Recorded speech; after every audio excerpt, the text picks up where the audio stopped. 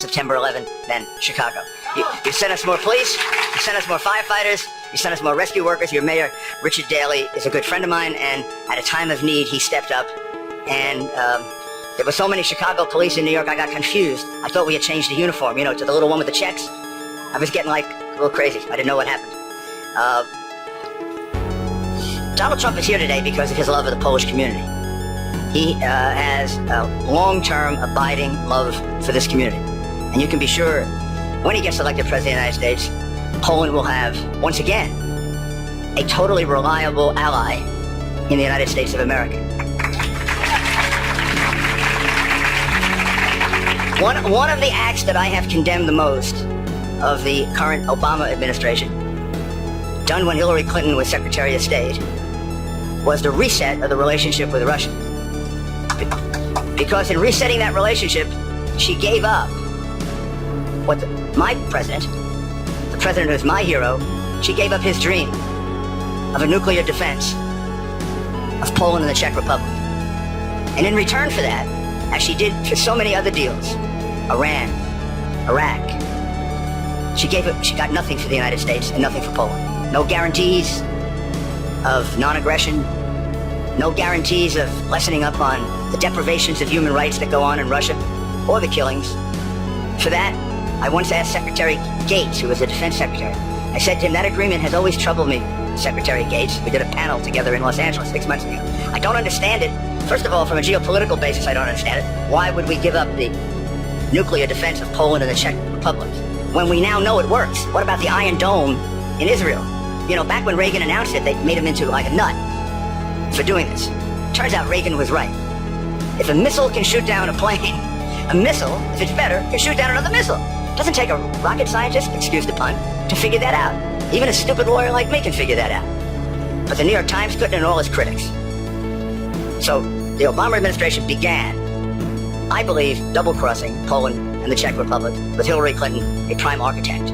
And no matter who was running on the other side, you do not have a trusted ally in either one of the two of them, because they took away from you what was promised to you, a nuclear defense of your country. If you elect Donald Trump, you will find a man who understands that Poland, unlike some of the countries he's pushing a little for a little more money, Poland pays its bills to NATO. You should be proud of that. Not only that, he's proud of you for doing it. So he'll defend the NATO treaty. It's a solemn obligation of the United States. Yes, he's going to push some of the people that aren't paying their fair share to pay more. But that doesn't mean he doesn't understand his solemn obligation, which is if any member of the NATO alliance, all 28, if any one of them is attacked, we all come to each other's defense. Second, he is going to do, again, what Ronald Reagan did. He's going to rebuild our Army, our Navy, our Air Force, our Marines. This president and Secretary Clinton want to decimate our military. So he will take our troops up to 540,000. Obama wants to take them down to 420,000. Active troops. We're over 1 million with reserves. That'll take the reserves up to 1.3. Number two, he's going to take our Navy, which they are decimating. They are ruining our Navy. We're going to go down to 240 ships. I'm not even sure we can patrol the Atlantic with 240 ships. We certainly can't patrol the Atlantic and the Pacific, and we're supposed to be a two-ocean Navy. He's going to build our Navy to at least 350 ships, which is where it has always been. It allows us to go into the South China Sea and push China back. It allows us to come in the middle of what's going on in the Ukraine with an aircraft carrier so we can push Putin back. And I want you to know one final thought about Mr. Trump. I know him for 28 years. And I know there have been some remarks about Putin and all of this. He doesn't know Putin. He's never met Putin. Will he negotiate with Putin? Yes. Did Reagan negotiate with Gorbachev? Yes. But he's going to negotiate with him from a position of military strength that dwarfs the Russian.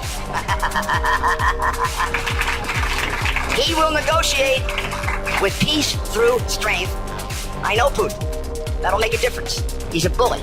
A bully pushes you around until you stand up to him and you show him an Army, a Navy, an Air Force, and a Marines that it would take him 50% of his GDP to match.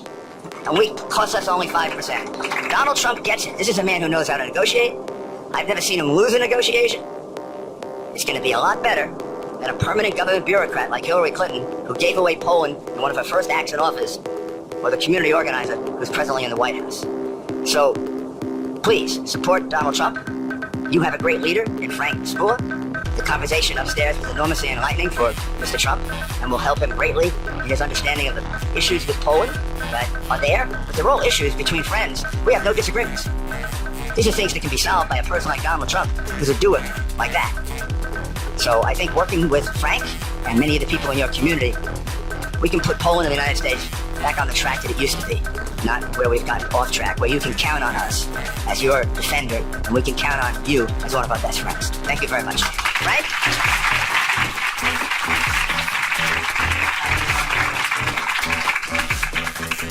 Frank, ready? Oh, there he is. Frank Spola. Thank you, Frank. Thank you. Thank you, Mr. Giuliani. Good morning, ladies and gentlemen. Thank you all for coming, and thank you for your patience this morning. Today is really a great day for our community here in Chicago. For one, we've got a candidate that's aspiring for office of the President of the United States of America, for one. And, I need to share with you, as a community, we've had a very good meeting upstairs. We talked about various issues that are of concern for us as Americans and as Poles as well. We touched on many, many topics that are of concern to us within the community, as was the Polish American Congress itself. So our meeting was very positive. All in all, we've got to say that Mr. Trump is really on top of these issues, of the questions that were asked of him. And I know that Mr. Giuliani has spoken on some topics that we addressed upstairs in the boardroom. And I think you really don't want to hear me. You really want to hear what maybe the future president of the United States, Donald Trump, has to say. Let's give Donald Trump a warm welcome.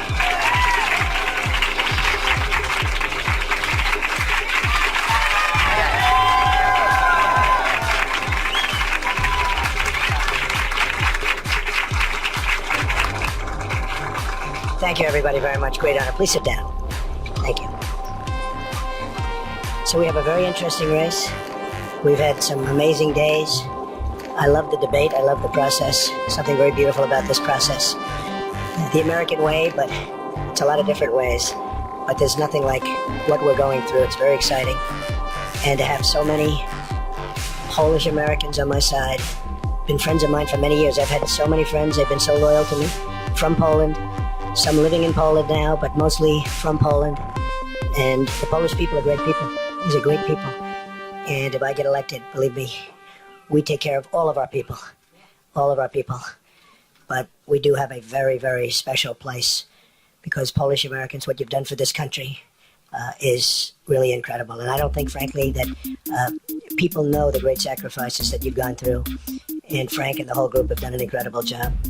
Even just coming to this building and seeing how well organized everything is, how beautiful it is, how clean, how you open it up to the community, Frank, it's amazing. So I just want to congratulate you, and I want to thank you. Thank you.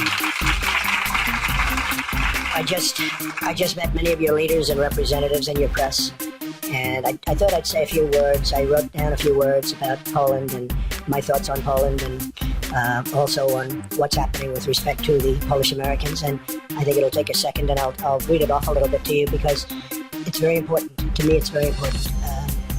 It's an unbelievably important community. So I'm honored to be here with the Polish American Congress, and I pledge to you a Trump administration will be a true friend to Poland and to all Polish Americans. And I have to tell you, and I don't think you people will be insulted to say, and if I say, we're going to be friend to everybody. We're going to be friendly to everybody. You heard about the deplorables, right? This is going to be one of those. We're going to be a friend to everybody. And if they don't like me, they will end up liking me, all right? I'll be a friend even when they don't like me, but they will end up liking me when we produce, because we have politicians that don't produce. It's very simple. And Poland has been such an incredible friend to America. And since our founding, if you look, it's been one of our great, great relationships, and so important. Strong ally for freedom. During the Cold War, Poland kept the flame of freedom under communist oppression. And it was a beacon. And Poland provided 28,000 troops in total over the years to assist the United States in Afghanistan. That's a lot of troops. 28,000 troops for Afghanistan and Iraq in the hardest fought regions. And plenty of suffering. One of the things I wanted to do is mention your very brilliant head of the Chamber of Commerce, Anna, who's just stand up, Anna. It's very important. Who's going to Poland tomorrow, but she said, Mr. Trump, would it be possible for you to say something about small business? And in particular, because people want to come in, they want to open small business. I said, well, the most important thing we can do is taxes, but really maybe even more important than taxes are regulations. Because the regulations in our country have become so horrible, so cumbersome, so bureaucratic, that it's really becoming almost impossible to open a small business, whether we're dealing with Polish Americans or whether we're dealing with any Americans. It's a horror show. And also whether we're dealing with small business or big business, even to expand business is it's very hard. It's almost impossible in many cases. So we're going to make sure that when people come into the country or when people are already in the country, they're going to be able to open their business. And also we're cutting taxes massively. The thing that amazes me is that if you would have told me this, I wouldn't have thought, we're cutting business tax tremendously for small business and for all business because we want jobs. We're going to have a job growth like we've never seen. I'm very good for jobs. In fact, I will be the greatest president for jobs that God ever created, that I can tell you. I'm very strong on jobs and the economy. I built a great company and some of the most incredible assets, real estate assets anywhere in the world, and some other assets. But and I understand putting people to work. And if you would have told me this would have happened, I think the mayor of New York, Rudy, who has been so incredible as a supporter, we've had such great support, but Rudy's been really out there. He's a great mayor. I think Rudy would understand this very well. Some of the people in the audience would. So we're doing this massive tax cut, and yet, in my opinion, almost 100% of the time, people that want businesses and want to expand businesses or start new businesses are much more excited about the regulations being cut, because the regulations are making it absolutely impossible. The taxes are terrible because they're so high, they're so onerous, that they really make it very difficult. But I think that people are more excited about the massive cutting of regulations that we're going to do. And you need some regulation. For safety, for environment, you need some regulation. But we're going to be cutting tremendous amounts of red tape and regulation.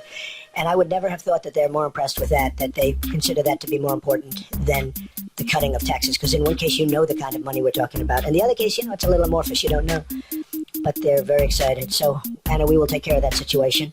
And I think you and all of the people that you're representing will be very happy, okay? Now, as president, I will honor Poland's sacrifices for freedom. We're committed to a strong Poland, very committed, totally committed, and a strong Eastern Europe as a bulwark for security and liberty.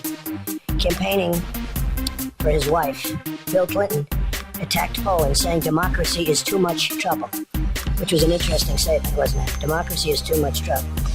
And for Poland, apparently, because he disagreed with Poland's opposition to bringing in refugees, and yet his wife wants to bring in refugees from Syria at a rate of 550% more than Obama, who's bringing them in by the thousands and thousands and thousands. So Bill Clinton made that statement, and he talked about for Poland. And all of the time I'm talking about we can't allow people to come into this country from other parts of the world that we don't know who they are, where they come from, what their intentions are. And all you have to do is take a look at what happened, whether it's in New York or whether it's in San Bernardino or whether it's in Orlando, or frankly, you can go outside of the country very nicely also, Paris and Nice and all of the different places. Germany, look what's happening in Germany, it's a disaster. And yet Bill Clinton will make a horrible statement like that concerning Poland. So Poland is one of the only 5 NATO countries, that's actually paying 2% of GDP to provide for their defense, which is very interesting because I've been talking about it. So many of them are delinquent. They're in default, essentially, but they're delinquent. Poland is up to date. And what happened, as soon as I walked in, the whole group said, we're up to date, we're up to date. They were very proud of it. That's the Polish people. That's it. They wanna be proud. So we want NATO to be strong, which means we want more countries to follow the example of Poland. If every country in NATO made the same contributions as Poland, all of our allies would be more secure, and people would feel better, even better, about NATO. NATO is very important, but they feel better about it. We'll work with Poland on strengthening NATO when I am president. We will strengthen NATO, and we're going to bring NATO and get NATO involved with terrorism. As you remember, 6 or 7 months ago when I was asked by a reporter about what do I think about NATO, I said it's obsolete because it doesn't cover terror. And it was a big scream, oh, Trump is saying it's obsolete. And about 3 days later, they said, yeah, he's right. It's obsolete, doesn't cover terror. This is a new threat. And then a few months after that, on the front page of the Wall Street Journal, and this was probably 4 or 5 months ago, they announced they're starting a new terrorism division, which will be run by a very good person, actually. And They didn't give me a lot of credit for that, but they did put my name in the article, and they did say that, I brought it up, but I do believe if I didn't bring it up and bring it up very strongly and loudly, they would not have started it. But I think it's a great thing that they did. The contributions of the Polish people to America have enriched every aspect of our lives and will be honored if I am in the White House. The Polish people will be honored. Remember that. They deserve it.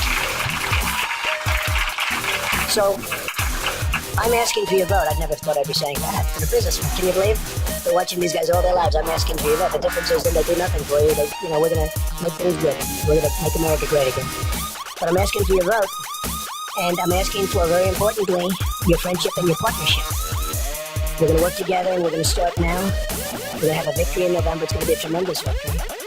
And we're going to have a Trump administration that's going to get things done, that's going to lower taxes. Hillary Clinton, who I happen to believe is grossly incompetent, by the way. I just feel she's grossly incompetent. But Hillary Clinton is going to increase taxes. And she didn't pass her bar exam in Washington, D.C. A lot of people don't know that. But I happen to believe that should be very, very bad for our country. I think it would be worse than 4 more years of Obama. It would actually be worse. And it won't be great for the people that you're representing, but most importantly, it won't be great for the people of our country, because we have a chance to really make America great again. We have a chance to, I think, make America greater than ever before. And whether it's tax, whether it's trade, whether it's regulation, there's so many different things that we're going to do. But we're going to spur growth, and we're going to spur growth in the right direction, not in the wrong direction. So I just want to thank all of the folks that I met today and all of your leadership. And I will tell you, I will never let you down. It will be an amazing thing that's going to happen on November 8th. When I was right in the middle of Brexit, because I was in Europe and I had a lot of property in Europe, I own a lot of great property in Europe, and they asked me the question. They said, Mr. Trump, what do you think of Brexit? Will it pass?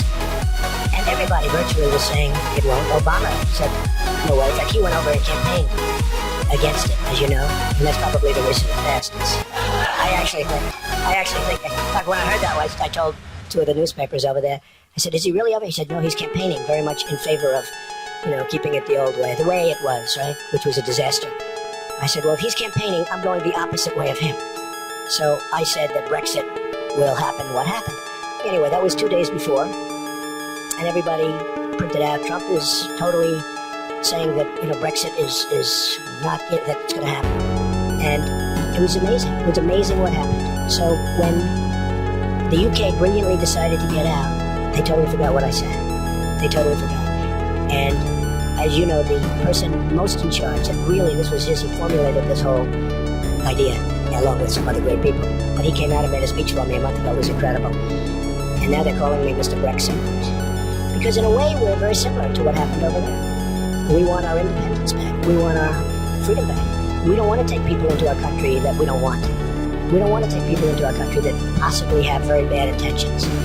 We don't want to take we have so many problems. We owe almost $20 trillion. It's doubled under President Obama to have $20 trillion.